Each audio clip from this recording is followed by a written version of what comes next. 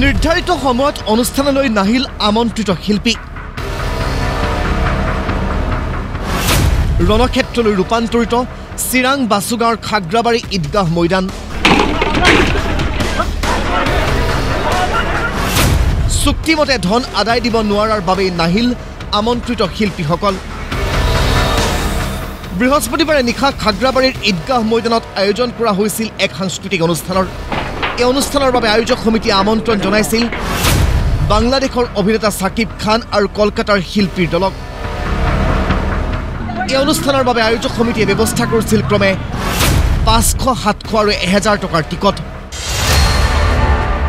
নিশা 9 বজাৰ পৰা আৰম্ভ হ'ব লগা এই অনুষ্ঠান উপভোগ কৰিবলৈ নিজৰ সামৰ্থ্য অনুসৰি যথাসময়ত টিকট ক্ৰয় কৰি সমবেত হৈছিল প্ৰায় 5000 জনতা কিন্তু 9 বজাৰ অনুষ্ঠান নিশা 11 বজালৈকে আৰম্ভ নহল তাৰ পিছত ঘোষণা কৰা হ'ল যে চুক্তি অনুসৰি ধন সময়মতে আদায় দিব নোৱাৰাৰ বাবে নাহিল এজনো আমন্ত্ৰিত শিল্পী লগে লগে খঙত অগ্নিশৰ্মা হৈ পৰিল উপস্থিত জনতা এফালৰ পৰা ভাঙিবলৈ আৰম্ভ কৰিলে চকী তাৰোপৰি টিকট ক্ৰয় কৰি অনুষ্ঠান উপভোগ কৰিবলৈ নাপায় যোনে যেনেকৈ পাৰে অনুষ্ঠানস্থলীৰ পৰা ঘৰলৈ লৈ গ'ল চকী কোনোবাই খোজেৰে কোনোবাই নিলে বাইকেৰে গানৰ পৰা খাগ্ৰাবাৰী গানৰ পৰা লৈ আহিলোঁ কি চিয়াল লৈ আহিলা কিয় আহা নাই যেটো মানুহ আহাৰ কথা এইটো আহাই নাই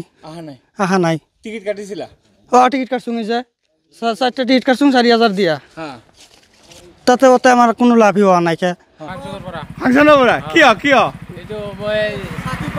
সাকিবৰ আনোৱাৰ কথা কৈছে এইটো আনা নাই 1000 টাকা কৰে লৈছে টিকিট তাৰ পিছত চেয়াৰ গুলো আনিছো উপায় নাই কেইটা আনিছা চেয়াৰ ওই ইয়াতে 10-20 মোটামুটি 15টা আছে পৰিস্থিতি বিষম দেখি অনুষ্ঠানস্থলীৰ পৰা পলায়ন কৰিলে আয়োজক সমিতিয়ে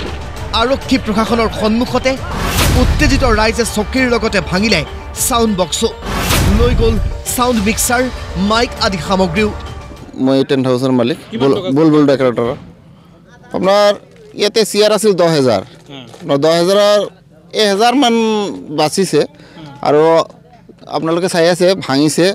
আৰু ভাঙাতকৈ বেছি আপোনালোকে নিজে উপস্থিত আছিল কিমান লৈ গৈছে মানুহে মিউজিক সিস্টেমৰ আপোনাৰ এটা মিক্সাৰ পোৱা নাই কেইটামান কটলেছ পোৱা নাই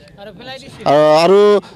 এফালৰ আপোনাৰ বক্স পেলাই দিছিল পেলাই দিয়াতে ক্ষতি হৈছে অলপ কিমান টকা খৰচ ক্ষতি হ'ব পাৰে আপোনাৰ মোটামুটি 85-90 লাখ টকাৰ নিচিনা ক্ষতি হৈছে প্ৰায় 80 লাখ টকাৰ লোকচানৰ সন্মুখীন হ'ল অনুষ্ঠানটোৰ মঞ্চসজ্জাকে ধৰি সকলো সামগ্ৰী যোগান ধৰা টেন্ট হাউচৰ স্বত্বাধিকাৰী আয়োজক সমিতিৰ ভুলৰ বাবে এই ঘটনা সংঘটিত হোৱাৰ অভিযোগ যিখিনি মানুহে দায়িত্বত আছিল সঠিকভাৱে পূৰণ কৰা নাই আৰু কি আমি শুনামতে বাংলাদেশৰ পৰা যিবোৰ মানুহ অহাৰ কথা আছিল সিহঁতে সাকিব খান বিশেষকৈ সাকিব খানে নহয় আৰু আছিল কিন্তু সিহঁতে যিখিনি পইচা পাব লগা আছিল যি টাইমত সেইখিনি পোৱা নাই বুলি শুনিছো প্ৰশ্ন হয় টেন্ট হাউচৰ স্বত্বাধিকাৰীজনে ক্ষতিপূৰণ লাভ কৰিবনে কিয়নো ঘটনাৰ পিছৰে পৰা কোনো দেখা দেখি নাই আয়োজক সমিতিৰ এজনো সদস্যৰ এই ঘটনাৰ পিছতেই সমগ্ৰ বাসুগাঁৱত সৃষ্টি হৈছে প্ৰতিক্ৰিয়াৰ আয়োজক সমিতিৰ বিৰুদ্ধে ৰাইজে দাবী কৰিছে উচিত তদন্তৰ ভৱিষ্যতৰ দিনত যাতে কোনেও এনে ঘটনা সংঘটিত কৰিব নোৱাৰে তাৰ বাবে এই অনুষ্ঠানৰ আয়োজক সমিতিক কঠোৰৰ পৰা কঠোৰ শাস্তি বিহাৰ দাবী বাসুগাঁৱৰ সচেতন ৰাইজৰ চিৰাঙৰ পৰা জয়ন্ত দেৱনাথৰ ৰিপৰ্ট প্ৰতিদিন টাইম